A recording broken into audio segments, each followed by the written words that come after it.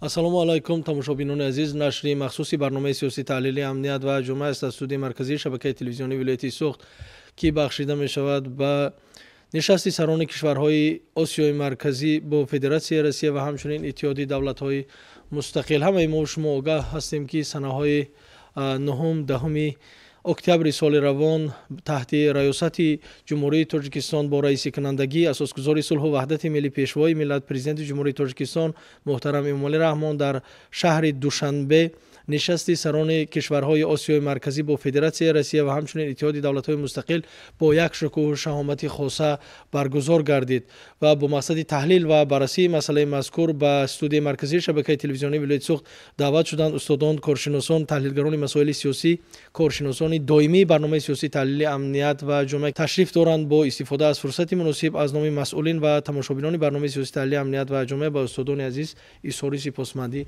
баён менамоем. Ва сараввал устод, аз шумо мехостем пурсида бошем, ки таҳти раёсат ва мизбонии Тоҷикистон нишасти ҳамин сарони давлатҳои Осиёи марказӣ, Федератсияи Россия ва ҳамчунин Иттиҳоди давлатҳои мустақил дар кадом сатҳ баргузор гардид? Марҳамат устод.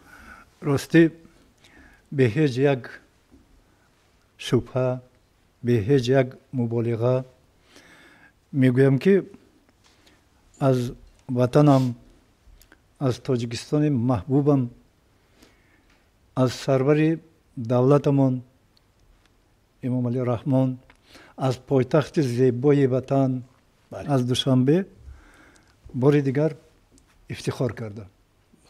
ифтихор кардам, ки Тоҷикистон собит сохт ҳар гуна чорабиёниҳои байналхалқиро дар сатҳи баланд омода сохта метавонад, гузаронда метавонад.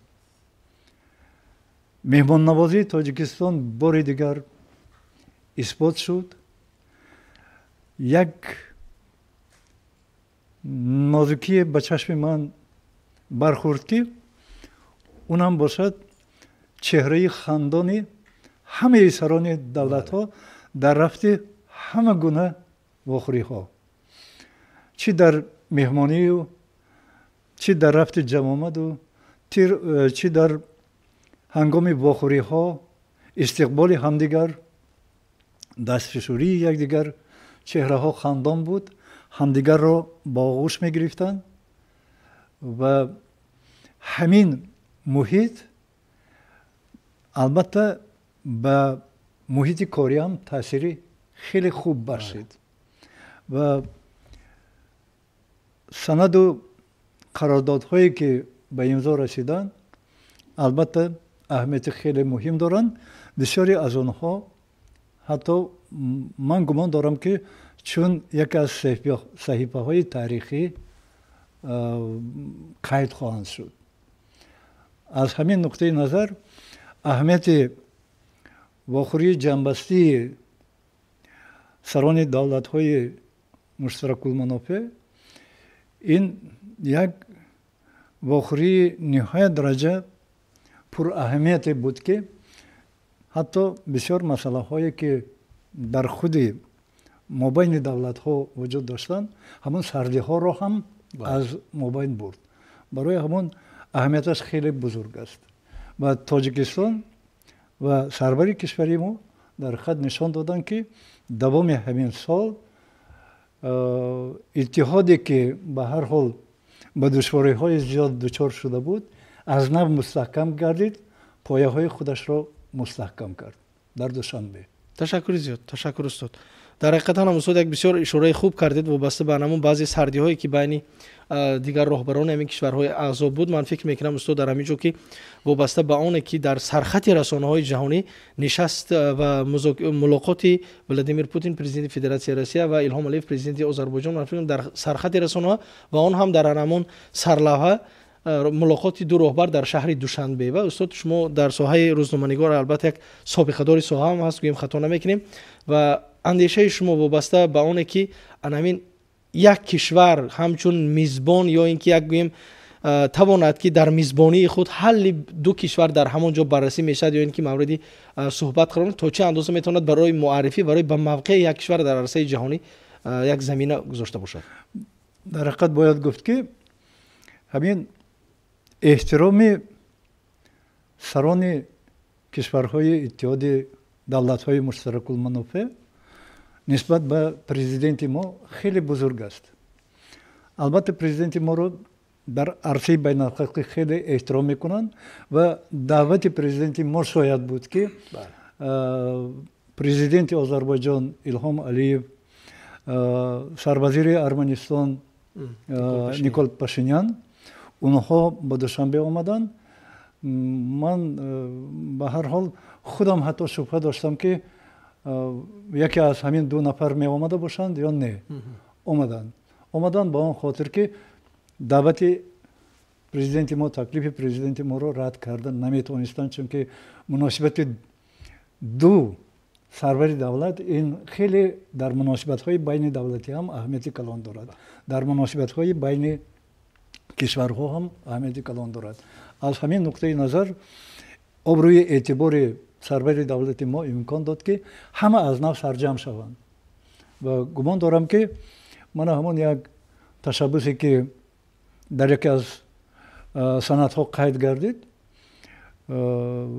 ایدم پلوس، اتحاد دولت های مشترک المنافع پلوس که از جانب قزاقستان پیشنهاد گردید، این هم یک صحیفه تاریخی میشود. آینده صحیفه دولت هایی که در سازمان اشتراک میکنن شاید زیاد شود. تشکر زیاد استاد، سلامت باشید. روزنامه‌نگارانی که از دیگر کشورها هم آمده بودند خیلی بهای بلند دادند به تاجیکستان همچون میزبان چهاربینی سطحی بین‌المللی. استاد می‌خواستیم اندیشه شما رو شنیده باشیم. بله، یک اندیشه معمول است. میگویند که خاطر دوست از برگ گل نازکتر است. ما دیدیم که به همین شعار تاجیکستانی گلبدامانی ما پره همین دولت با قلب خود با دوشنبه سراسر برای استقبال دوستانش گویم پره با گلها پیچیده بود و یک شرایط بهترین، یک چراغانسازی کوچه ها گویم طبع دوستانی نازک ما رو خیلی هم خوب کرد و من گزارش های تلویزیونی چندین دولت ها رو تماشا کردم. من حالا از کارگردان برنامه نیز یک التماس میکردم که بعد همین سخنرانی ما یک 10 ثانیه ابتدای خبرگزاری تلویزیونی بلاروس رو نشون میدادن برای تماشابینان. راستیگه وقتی که من تماشا کردم من گریه کردم. اون موسیقی که آنها انتخاب کردن، یک موسیقی گویم فولکلوری تاجیک، یک سخنرانی ابتدایی معرفی تاجیکستان به همین نشست، به همین واخوری خیلی در سطح عالی بود. ما از کارگردان برنامه خواهش میکنیم که همون اشاره که استاد اینجا کرده استودات به تماشابینان پیشنهاد کنند، بعدا ما صحبتمون رو ادامه میدیم. Столица Таджикистана – солнечный Душанбе, весь в цветах. Специально для саммита СНГ дополнительно высадили несколько миллионов. Такой символ гостеприимства.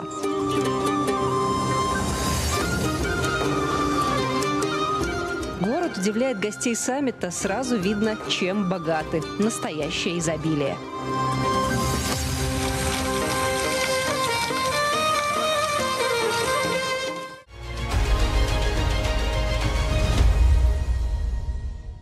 ба фикри ман хадамоти протоколии коргузории ҷумҳурии тоҷикистон аз они президент чунон гӯем коргузории нозук ва ба ҳисобгирии тамоми лаҳзаҳои анамин вохӯриро ба инобат гирифта буданд ки ҳатто фурсат барои он ҳам буд ки президенти кишвар аз рӯзноманигорони хориҷӣ пурсиданд ки оё ба шумо тамом доданд ё не. онҳо аз шунидани ин савол чунон ба ваҷ омаданд ки дар тамоми расонаҳо ҳамин лаҳзаҳо низ намоиш дода мешуд ки президенти ҷумҳурии тоҷикистон бо вуҷуди ин қадар масъулияти баланд дар қабул кардани меҳмонон, баргузор кардани ин чорабинӣ ва ҳамчунин як баргузор кардани ташрифоти расмии президенти русия, ҳамчунин боз ғами онҳое низ хӯрданд ки дар инъикоси ҳамин чорабиниҳо саҳми бениҳоят муҳим доштанд. ва ман бегоҳи рӯз ҳамчунин баҳои коршиносони эрониро низ тамошо кардам. онҳо таҳлил карданд ва анамин чорабине ки 4 روز 5 روز дар созмони милали муттаҳид гузашт, онҳо гуфтанд ки ягона сарвари давлате ки вақти баромадаш ягон аъзои созмони милали муттаҳид толоро тарк накардааст Эмомалӣ Раҳмон будааст.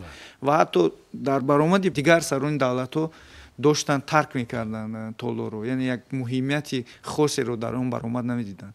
ва ҳамчунин дирӯз низ дар ҳамин баромади худаш президенти Қирғизистон махсусан анамин ибтикороти президенти ҷумҳурии Тоҷикистонро дар созмони милали муттаҳид ҷиҳати созмони милали муттаҳид ва ИДМ, яъне чунин гӯем ҳамкориро пешниҳод кардан аз номи тамоми сарони узви иттиҳоди давлатҳои мустақил ба ҷумҳурии Тоҷикистон изҳори сипос намуд. Яъне он равиши коре ки дар анами рафти баргузориҳое ки ҳам иттиҳоди давлатҳои мустақил худи вохӯрӣ ва ҳамчунин ташрифоти расмии президенти Федератсияи Русия дар сатҳи баланд гузашт. ташаккури зиёд устод, саломат бошед. ва устод дар оғоз ҳам ишора карданд ва шумо ҳам инҷо ишора кардед ки мо тавассути расонаҳо дидем ва ҳар як тоҷик ҳама хел ифтихор мекунад. ва ин ифтихори мо дар сурате аст ки шаҳри Душанбе ки имрӯз гулгулшукуфон буд, ҳамагӣ 30 сол пеш шаҳреро мемонд ки шаҳрвандонаш кафили амнияти худашонро надоштанд ва ҳатто розӣ буданд ки Душанберо ба Афғонистон иваз карданд. яъне дар Афғонистон амнияти худашонро медиданд, лекин дар Душанбе намедиданд. ва мо дар тӯли камтарин тӯли таърих ҳам нагем, дар тӯли камтарин солҳо ба ҷое расидем ки имрӯз беҳтарин қудратҳои ҷаҳониро қабул мекунем ва мизбони чорабинии сатҳи байналмилалӣ ҳастем. илова доред устод? Марамад. ҳамчунин дар баромади 3 дақиқаи худ дар ҳамин нишаст президенти ҷумҳурии Озарбойҷон низ қайд намуд ки мо Душанберо дигаргуна мебинем ва мо хурсанд ҳастем аз ин ободие ки дар Душанбе аст. ва устод, аз шумо мехостем инҷо пурсида бошем вобаста ба ҳамин аҳамияти иттиҳоди давлатҳои мустақил. Марамад. саломат бошед. воқеан дар ҳошияи суханҳои устод ҳаминро илова кунем ки имрӯз ташрифи сарони давлатҳои узви иттифоқи иттиҳоди давлатҳои мустақил ба кишвари офтоб буд. кишваре ки дар аҳди иттифоқшӯравӣ ҳамчун кишвари офтоб ном дошт, имрӯз ҳамчун кишвари сулҳ ном дорад, барои он ки бисёр ташаббусҳои мусолимат дар Душанбе баргузор шуда истодааст. аз ҷумла ишорае ки устод карданд ба ҳамоӣ як гуфтушуниду изҳори розигӣ байни Озарбойҷон ва Федератсияи Россия. имрӯз Душанбе шаҳри пойтахти фарҳангии иттиҳоди давлатҳои мустақил аст. имрӯз шаҳри Душанбе шаҳри шарифи меҳнати солҳои 1940-45 аст ки инҳо ҳамаш лоиҳаҳои худи иттифоқи давлатҳои мустақил ҳастанд ки дар ҳамин лоиҳаҳо шаҳри Душанбе ба ҳамин ҷоиза ва ба ҳамин мартаба сазовор шудагӣ аст. ва имрӯз рисолатбари ҳамон қосидии сулҳ аст ки дар аҳди шӯравӣ устод Мирзо Турсунзода ба ӯҳда доштанд. маҳз намояндаи Тоҷикистон дар паҳнои шӯравӣ ҳамчун як миллат ва намояндаи ӯ қосиди сулҳи иттифоқи шӯравӣ дар ҷаҳон буд. ва имрӯз бинед ки ҳамин рисолатро дар шаҳри Душанбе, яъне умуман дар Тоҷикистон асосгузори сулҳу ваҳдати миллӣ, пешвои муаззими миллати мо доранд. бо халқи маҳбуб якҷоя давлатҳоро дар фазое, дар муҳите, дар маконе қабул карданд ки заминааш таҳаммул аст, оромӣ аст, осоиштагӣ аст, ваҳдату ягонагӣ, ҳамдигарфаҳмӣ аст. ва ин хосият албатта бетаъбир набуд ки умуман дар қабул кардан ҳифзу амнияти сарони давлатҳоро таъмин кардан, эҳтиром онҳоро ба ҷо овардан, миллати худро ҳамчун миллати бо фарҳанг, меҳмондӯст, дар ҳақиқат фарҳангӣ муаррифӣ кардан аз ӯҳдаш баромадем ва чуноне ки шумо изҳор доштед, баҳои баланди сарони давлатҳоро гирифтем. агар гӯед ки ин баҳо барои миллати мо чӣ муҳимият дорад? муҳимияташ он ки эътирофи миллат, эътирофи давлат сарчашмаи ҳама муваффақиятҳои ӯ дар арсаи байналмилалӣ ҳастанд. вақте ки давлати эътирофшуда сухан мегӯяд, сухани ӯ дар ҳама минбарҳо қабул ҳастанд ва чӣ тавре ки имрӯз мебинед баромаду ташаббусҳои пешвои муаззими миллати мо дар созмони миллии муттаҳид дар як сатҳу минбари шараф қабул карда шуда истоданд. خب اتفاق دولت‌های مستقل این یک تشکیلات سیاسی است که در زمینه اتفاق شوروی به میان آمده است و اساساً از لحظه تشکیل شوی است فقط ماهیت اقتصادی داشت و بعداً این خصوصیت سیاسی، اجتماعی، فرهنگی، اکولوژی و دیگر را کسب کرد. در فضای یگانه شوروی امروز اتفاق فدراسیون روسیه همچون دولتی میراثبر است. ما یک محیط را به میان آوردیم که همجواری و مناسبت و دوستی همین یک اتفاق پراکنده نشد.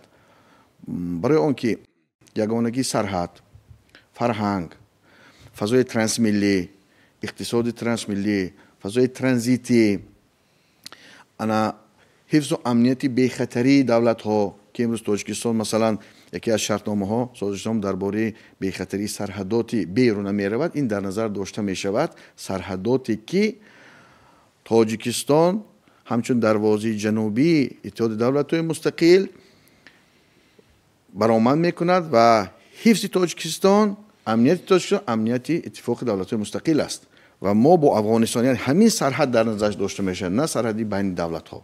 یعنی تا اندازه سرحدی بین دولت ها امنیتش برای ما خصوصیتی داخلی دارد و امنیت همین دولت ها دیگر حفظ اجتماعی، سالمی اهالی، نفوذ، مسئله های مهاجرت، گندری، همش گویا معمای یگانه حال و همون اتحاد است.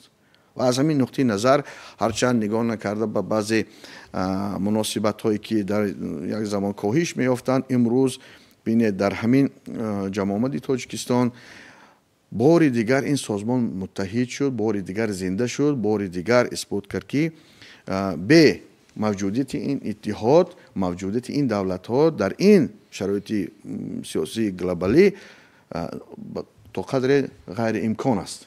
برای همین امروز بار دیگر تشبس ها بسیار شد.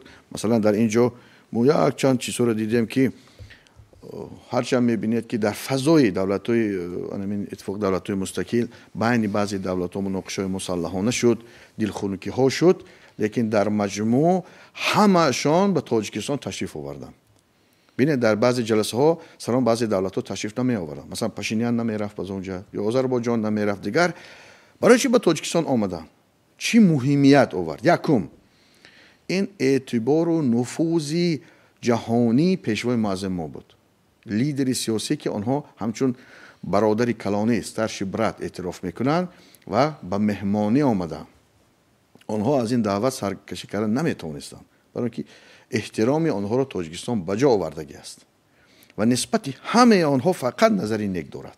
حتی با جمهوری قرقیزستان که یک محل مناقشه داشتیم، امروز در یک سطح بلند احترام و اعتراف تاجیکستان است. آنها با یک سری بلند و عزت آمدند.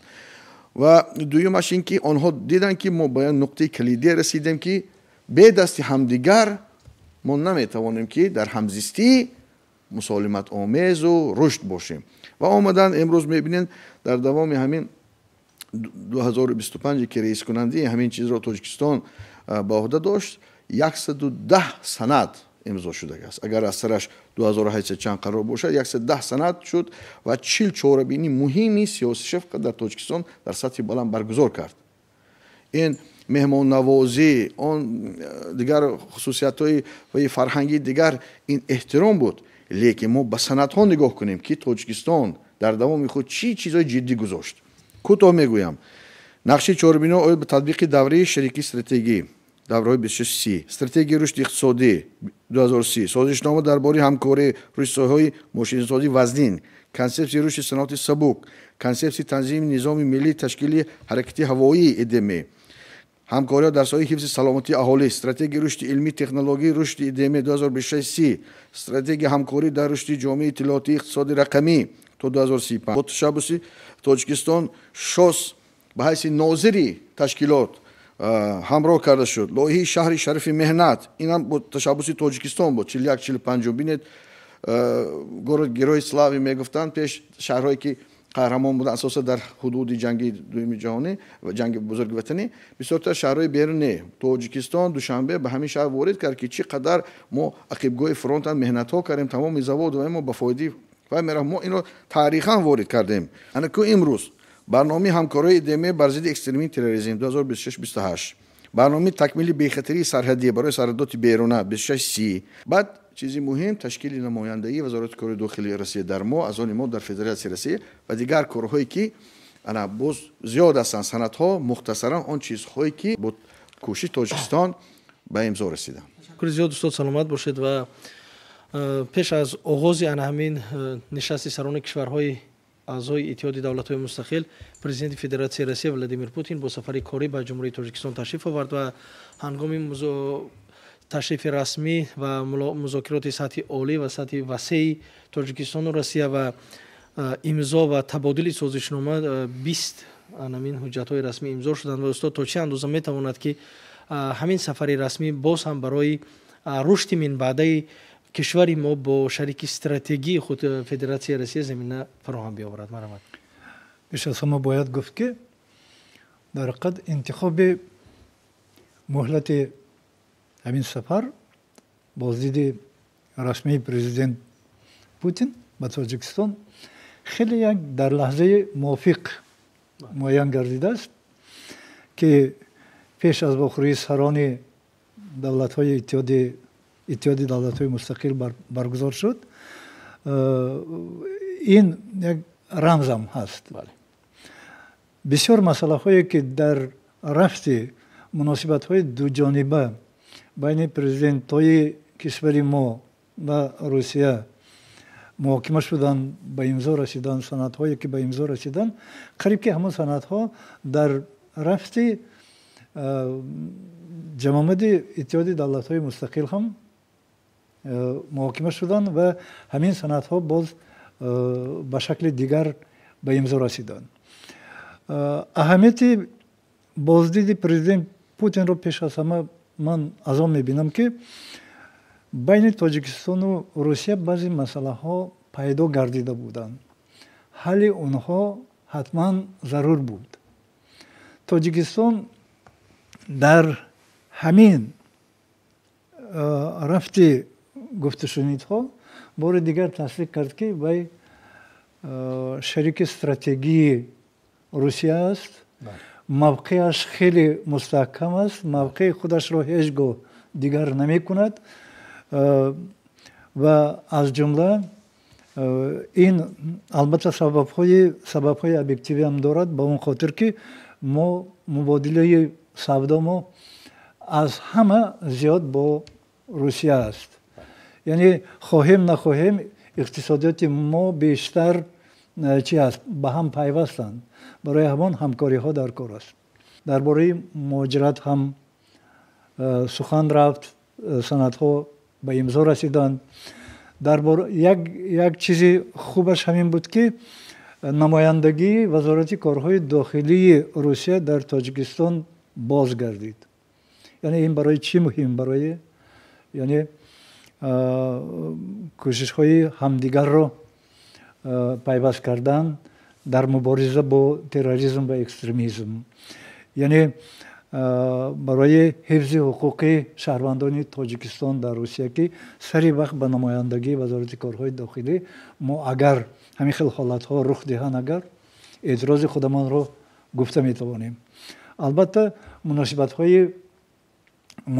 در ساحه اقتصادیات این پیش از همه ضرورند.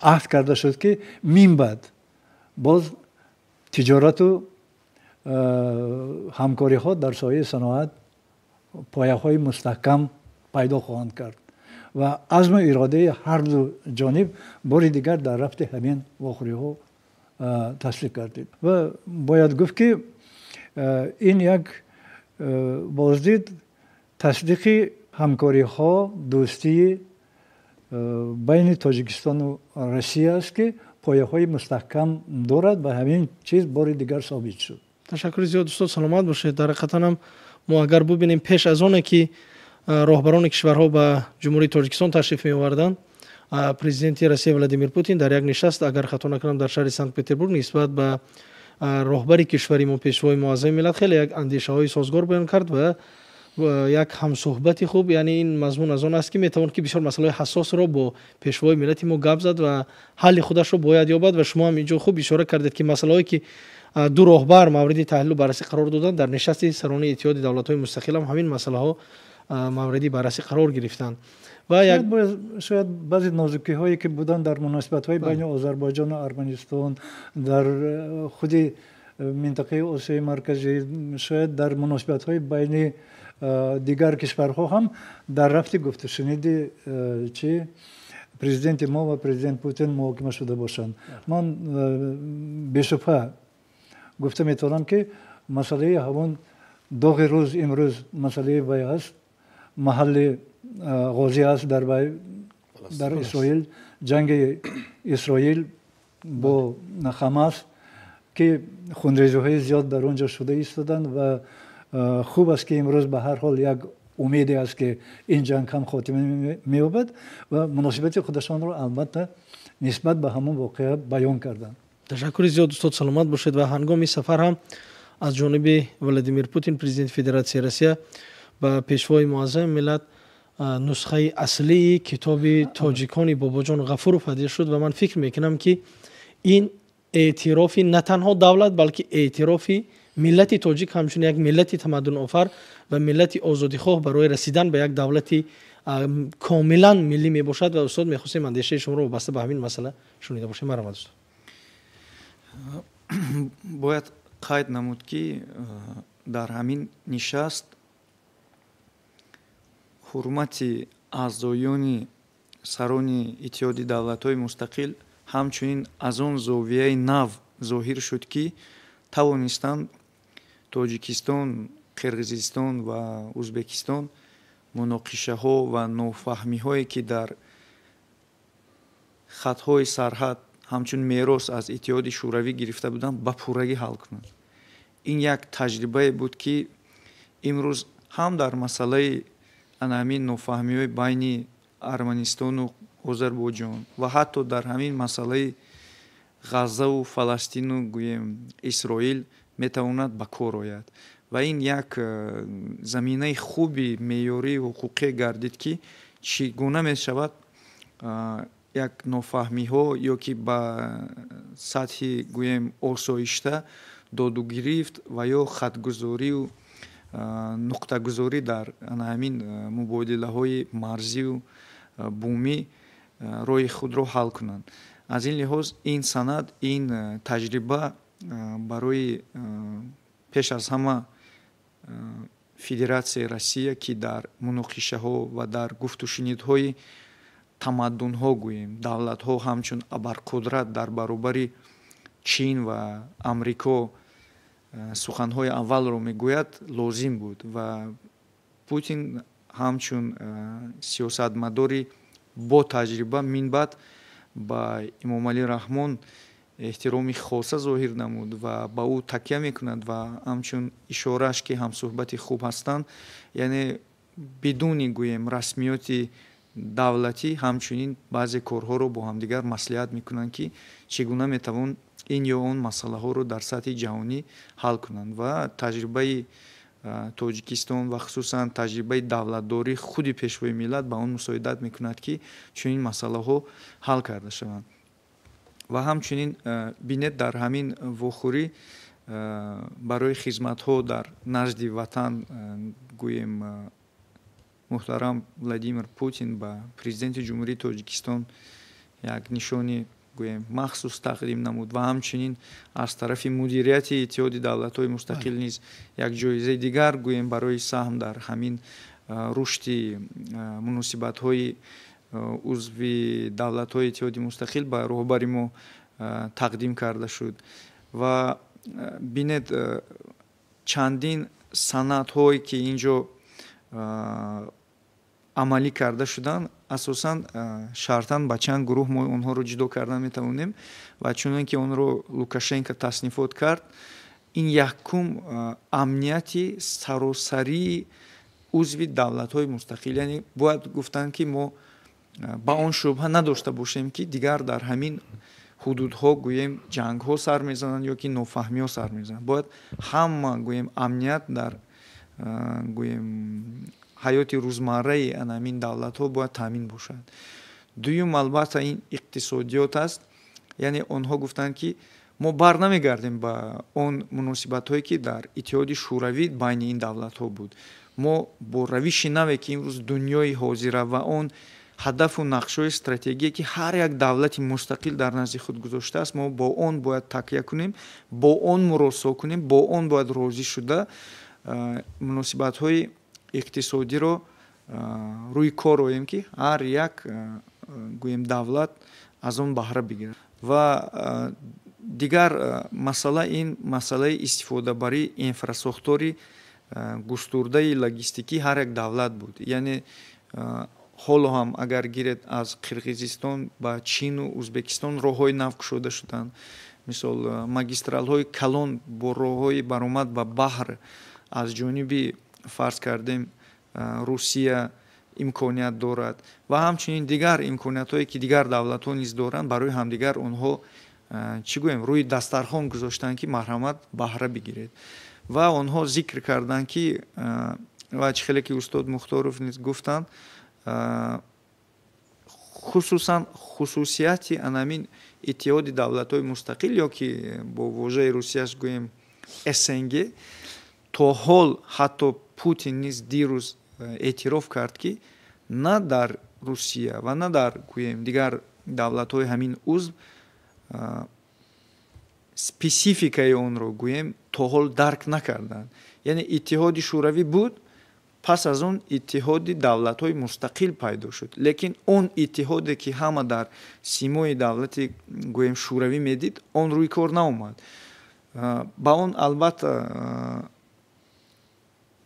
гӯем сабабҳои узрнок гӯем буданд, яъне ҳама дар давраи бунёди ташаккули гӯем давлатдориҳои миллии худ буданд ва касеро кор ба ин иттиҳод набуд. ҳама гӯем ба он хурсандӣ мекард ки давлати худро созем. ва ҳам анакнун гӯем таҳдидҳои ҷаҳонӣ, тағйироте ки дар гӯем сиёсати глобалӣ рӯи кор омада истодааст, бор дигар ҳамаи моро муттаҳид мекунад. ва мо имрӯз ба формати нав гузаштем. агар иттиҳоди давлатҳои мустақил гӯем ҷамъ бо дигар давлатҳо ҳамчун намоянда буд, имрӯз мо ҷамъ бо созмонҳо гуфта истодем. мо аллакай бо шосе ки гӯем мо худ узв будем ва ҳамчун дар саромади бунёдгузории он меистем, онро мехоҳем бо идеям якҷоя кунем, бо иттиҳоди Авроосиё якҷоя кунем, бо дигар гӯем созмонҳо якҷоя кунем ки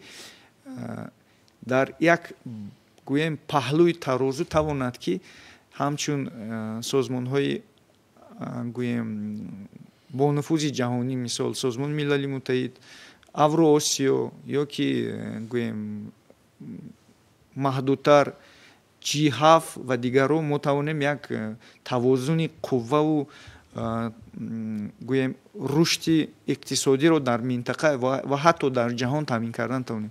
аз ин лиҳоз мо фикр мекунем ки анаамин гӯем вохӯрӣ ва ҳамин тағйиротҳое ки рӯи кор овардан барои боз ҳам бонуфуз кардани ин иттиҳод ва ҳамчунин баровардани гӯем бартарету фоидаҳои зиёд ба ҳар як узви он ва хусусан барои Тоҷикистон ҳосил гардад. ташаккури зиёд устод, саломат бошед. ва дар ҳақиқатан ҳамин иттиҳоди давлатҳои мустақил дар формате ки имрӯз фаъолият мекард ва бо пешниҳоди як лоиҳаи нав IDM плюс, яъне ҳамкорӣ бо дигар кишварҳо ва созмонҳои ҷаҳонӣ то чӣ андоза метавонад барои рушди кишварҳо дар соҳаҳои гуногун ва таъмини амнияти кишварҳо саҳми худро гузошта бошад. марҳамат. саломат бошед. аввал ин ки аз ҳамон як ишораи шумо оғоз кунам. таъкид кардед ки президенти Федератсияи Россия ба пешвои муаззами мо китоби Тоҷиконро тӯҳфа кард. албатта ин тӯҳфаи рамзӣ аст ва аз ин пешвои муаззами мо бисёр хушнуд шуданд, гуфтанд беҳтарин тӯҳфа аст. барои чӣ? барои он ки тӯҳфа ва китоб як сатрҳои навиштаи холӣ нестанд. ва китоб эътироф аст, эҳтиром аст, ва санад аст, ва харита аст, ва таърих аст, ва хотираҳо ҳаст, ва садоқат аст, дигар ҳамаи чизе ки дар тӯли таърих гузашт. ва аз моҳияти тӯҳфа аён аст ки یک اظهار سپاس و اعتماد فدراسیون روسیه خلق روس به تاجیکستان و به تاجیکان بود که در منطقه شریک استراتژی با اعتماد ما حسابیده می شود. این تحفه به یگان دولت دیگر داده نشده است در بابت شناخت ملت. این کتاب شناخت ملت است و انستیتوت شهرشناسی همان اتفاق شوروی هم راهبریشون که با جان غفور باهده داشتن در تاریخ خاورشناسی دوران شوروی یک پنجه بسیار هر روغنین خود را ماندگی است. اینها از این چی بسیار خاطره خوب دارند. خب در بابت مسئله همراه شوی سازمان همکاری های شانگهای با اتفاق دولت های مستقل، این البته در دوام یک چند گفت و شنیدهای قبلی به میان آمده بود و امروز البته به صفت ناظر همراه کردن الکی این قدم اول است در بابت در حالت موافق آوردن اسناد داخلی پرینسیپ های این سازمان. این سازمان همکاری شانگهای همراه کرده می شود که واقعا اکثری همین دولت های عضو دولت های مستقل خودش شامل همین سازمان هستند و خیتای بینید به همین شوست دولت های دیگر هستند، ناظرها هستند از بیرون، دولت های ابرقدرت هندوستان، امروز ناظر پاکستان و دیگر دولت هایی که ایران، دولت هایی که یادرایی هستند، عراق هسته دارای عراق هسته هستند، دولت هایی که اقتصادش در جهان گویم جای یکم هم میگیرد. خیتای از روی بعضی وقتها میتونه جای یکم باشد. امکانیت های اقتصادیش در سطح بسیار بلند هستند که میتواند و به ما کمک رساند و از آن لحاظ که با تاجیکستان هم سرحد است بیشتر مفید برای ما هست و البته برابر این میتواند که پرینسیپ‌های آیین‌ناموی دیگر کرده شوند. مثلا در آنجا حاضر زبان کاربری این سازمان زبان روسی است، بعد از همراه شدن میتواند زبان خیتایی و انگلیسی هم همچون زبان بین‌المللی است همراه کرده شوند. البته فرمت دیگر می شود، یعنی در اینجا دولت‌های وارد کرده می شوند که اقتداری سیاسی، مدافعوی، حربی، اقتصادیشان بسیار بزرگ است و همین یک خالگی که در محیط سازمان اتفاق دولت‌های مستقل هست میتواند پر کند و گویا که یک جبهه بزرگی دیگر که امروز فدراسیون روسیه بلاروس از منطقه گویم اروپایی این قطعه این طرف اتفاق بستند و با قطعه آسیایی یک بسیار میتونن که جبهه مستحکمی اساساً هم سیاسی هم حربی هم اقتصادی رو تشکیل کنند. این تشبثی ما هم باشد، این کوشش و خواهشی و جبهه است. آنها کوشش کردند که به همین فضا وارد شوند و ما آنها را ناظر قبول کردیم و من بعد همین چی میشود البته به بهره نمیمونیم. تشکر زیاد استاد، سلامت باشید. تا چه اندازه میتواند که استاد همین سازمان و با یک همون شکلی نوی ایده پلس که پیشنهاد کرده شد که میتواند با دیگر سازمان و کشورها همکاری داشته باشد در رشد ساحه‌های گوناگون کشورهای اعضا چون بالا اشاره کردیم و تامین امنیت منطقه چه سهمی ارزنده گذاشته میتواند مرامت؟ تامین امنیت در آسیای مرکزی از بسیار جهت با مناسبت بین دولت ها چی دارد؟ علاقمند است. خوب است که یگانه مناقشه‌ای که بین تاجیکستان و قرقیزستان بود و وضعیت رو به اندازه نااستوار کرده بود امروز از بین پورا رفت. مناسبت های تاجیکستان و قرقیزستان به سطح بلند به سطح عالی برآمده ایستاده. من خودم چند پیش در بشکک بودم با دعوت پرزیدنت صادر جابورов ما رو در سطح بلند روزنامه‌نگاران سیاستشناسان رو قبول کردند و راستی یگان چه علامتی ناریزگی یکدیگر نفهمی علامتی یک خشونت یگان چی احساس نکردم. همه گونه چاره‌بینی ها در سطح بلند گذاشتند و اثبات چاره‌بینی ها ثابت ساختند که مناسبت تاجیکستان و قرقیزستان رو به انکشاف است، رو به بهبودی است و برای تامین همسایگی نیک همه چاره‌ها اندیشیده می‌شوند. این اگر سخن درباره وضعیت آسیای مرکزی رود، یعنی وضعیت در تاجیکستان و قرقیزستان این یکی از علامت‌های بهبودی در راه استواری وضعیت در روسیه مرکزی است. از جهت دیگر البته روسیه می‌خواهد که تکیه‌گاهش باشد.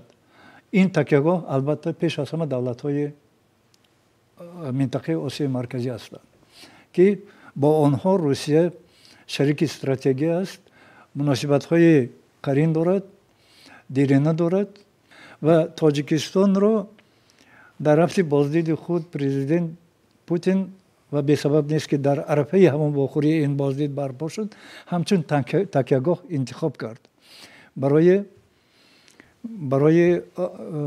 یعنی حل کردن مناسبت‌های سرد با یک چند دولت‌ها از جمله دولت‌های منطقه کافکاز. یعنی برای همون تاجیکستان به صفت تکیه‌گاه انتخاب کردنش این باوری کاملی پرزیدنت پوتین دولت روسیه به تاجیکستان است. خیلی خوب می‌دانیم که در عرصه سیاست باشد امروز کوشش‌ها برای پیدا کردن قطب نو یعنی ترتیبات نوی بین المللی رفته ایستاده است. ضدیت‌های شدید هستند و روسیه البته می‌خواهد که در راه ترتیبات نو که دو کشوری بزرگ هندوستان و چین هم با راهی که روسیه انتخاب کرده است با همان راه برای رفتن علیه اراده خودشان را بیان کردند. از همین نقطه نظر یعنی طرفداری جانبداری دولت‌های آسیای مرکزی برای روسیه در همین شرایط خیلی مهم است. تشکر زیاد استاد مرحمت. مناسبت‌هایی که بین اعضایان اتحاد دولت‌های مستقل عین حال روی کار آمده ایستاده است، این البته یکم منفعت‌های خصوصی این دولت‌ها میباشد و دوم منفعت‌های منطقه و منفعت‌های جهان میباشد و در برآمدهای خود هر یک دولت علاهیده درباره رشد اقتصادی خود، منفعت‌های خود و چگونه دیدن همین اتحاد و پیامد همکاری‌ها در منطقه و دنیا پیشنهادها کردند و ما فکر میکنیم که این سازمان میتواند در حل مسائل منطقه و دنیا سهم داشته باشد. لیکن همزمان باید ما در رشد دولتداری خود، در کار دولتداری خود همون استراتژی و هدفهای دولتی خود را باید دوام دهیم، چونکه حالتهای پیشگویی نشونده با آن اشاره میکنند که در کار جهان گوییم در کار دولتداری حالتهای به وقوع پیوسته میتوانند که کسی به داد شما رسیده نمیتواند و حتی هم پیمانهای شما و هم عضویتی که در آن شما شامل هستید. و دیروز نیز پرزیدنت روسیه اشاره به آن کرد که حتی لیگای دولت‌های عرب با شاملیت زیاده از 22 دولت از فدراسیای روسیه نیز خواستند که به همین مسئله دخالت کند، کمک کند. یعنی حالت‌های هستند که حتی سازمان‌های داخلی شاملی آن نمیتونند بعضی مسائل حل کنند و ضرورت است که باز از دیگر طرف نیز کمک خواسته شود یا که برعکس گوییم انتظار کمک بودن نیز از بین رود. از این لحاظ ما همیشه هدف‌های دولتی خود را پیش میبریم و در این مسئله از اون منفعت‌هایی که از این سازمان‌ها حاصل کردن ممکن است البته نیز حاصل میکنیم. تشکر زیاد استاد، سلامت باشید. تماشابینان عزیز، وقتی جدا شده با برنامه سیاسی تحلیلی امنیت و جامعه به انجام میرسد، بار دیگر باید یادآور شد که ما شکرگزار از این دولتی کنیم که در دوام نزدیک به 35 سال صاحب استقلالی از یک کشوری که در برتای بحران شدید سیاسی جنگ خانمانسوز برادرکش قرار داشت، امروز در برابر یک کشوری تشبثکار سطح جهانی گردیدند میتواند که میزبان چنین چاره‌بینی‌های سطح بین المللی باشد که با یک شکوه و شهامت خاصه چنین چاره‌بینی‌های سطح بین المللی را برگزار نموده تواند برای حل مشکلات منطقه و جهان سهمی بارز گذاشته باشد. تماشابینان عزیز، تا برنامه آینده صحتمند و سلامت باشید. خیر.